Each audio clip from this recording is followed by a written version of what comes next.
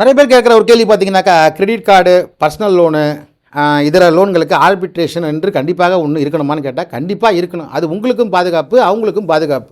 எப்படின்னு சொல்கிறேன்னா, இப்போ கிரெடிட் கார்டு, அதே போல் பர்சனல் லோனு, பிஸ்னஸ் லோனு இதெல்லாம் பார்த்தீங்கன்னா, கிரெடிட் கார்டை கொஞ்சம் பிரிங்க. ஏன்னா கிரெடிட் கார்டுக்கு ஆர்பிட்ரேஷன் ஒன்று தான் வழி. ஆர்பிட்ரேஷன், கான்சலேஷன், லோக் அதாலத் இந்த 3 மட்டும் தான் கிரெடிட் கார்டுக்கு. ஏன்னா அதில் பார்த்தீங்கன்னாக்கா, உங்கள் மேலே வேறு எதுவும் கேஸ்லாம் ஃபைல் பண்ண முடியாது. அடிக்கடி சொல்லியிருப்பேன், கல்கத்தா வாரண்ட்டுன்னு. கல்கத்தாவில் கேஸ் போடுவாங்க, அதெல்லாம் கிரெடிட் கார்டில் பண்ண முடியாது.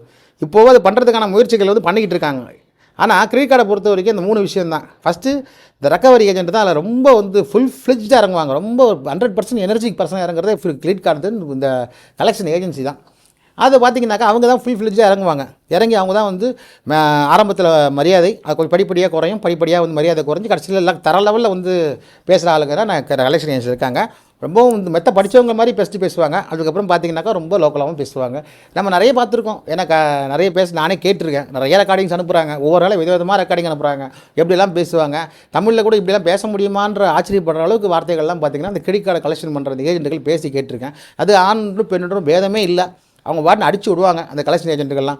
ஆரம்பத்தில் ரொம்ப மரியாதையாக நாங்கள் பேசுகிறேங்க, அவங்க கால் ரெக்கார்டில் வச்சுருக்கோம், இந்த ரெக்கார்டிங் வாய்ஸில் இருக்குது, நீங்கள் இருக்கிறாரா அவர் இருக்காரா, அடுத்து பார்த்தோன்னே கொஞ்சம் கொஞ்சமாக குறையும். ஏன் நீங்கள் கட்டக்கூடாது, ஏன் கட்டாமல் இருக்கிறீங்க, காரணம் சொல்லுங்கள். இதை வந்து மடத்தனமாக கேட்பாங்க. ஏன் சார் காரணம் என்ன காரணம்னு கேட்பாங்க. சார் பணம் கட்டலைன்னா ஒரே காரணம் பணம் இல்லைன்ற காரணம். இது கூடவா தெரியாது? பர்சனல் காரணத்தை சொல்ல முடியுமா? சரி, ஓகே, நம்ம விஷயத்துக்கு வருவோம். இந்த கிரெடிட் கார்டு, பர்சனல் லோன், இந்த கிரெடிட் கார்டு தான் மெயினாக ஆர்பிட்ரேஷன் போகிறது. அதுலேயும் ஒரு கம்பெனி கார்டு கண்டிப்பாக போயே தீரும் ஆர்பிட்ரேஷனுக்கு. இந்த ஆர்பிட்ரேஷன் போகிறதுனால அவங்களுக்கு என்னென்னா, அவார்டு வாங்கியாச்சு, அதே போல் கான்சலேஷன் செக்ஷன் 62 நோட்டீஸும் அனுப்பிச்சாச்சு, அதுக்கு ரெஸ்பான்ஸ் இல்லை, இதுக்கு அவார்டு வாங்கியாச்சு, அவரோட ப்ராப்பர்ட்டியும் இல்லை, எக்ஸிக்யூஷன் பெட்டிஷனும் போட முடியல, இப்படி இந்த கண்டிஷனுக்கு வந்துட்டாங்கன்னா அவங்க கடைசியாக அந்த லோனை க்ளோஸ் பண்ணி அவங்களுக்கு ஒரு இன்சூரன்ஸ் இருக்குது. அது மறைமுகமாக சில இன்சூரன்ஸ்லாம் வச்சுருப்பாங்க. அந்த இன்சூரன்ஸ் கிளைம் பண்ணி அவங்க பணம் வரதுக்கான வாய்ப்புகள் வந்து பேங்க் என்றைக்குமே கார்ப்பரேட் பேங்க் லாஸே கிடையாது.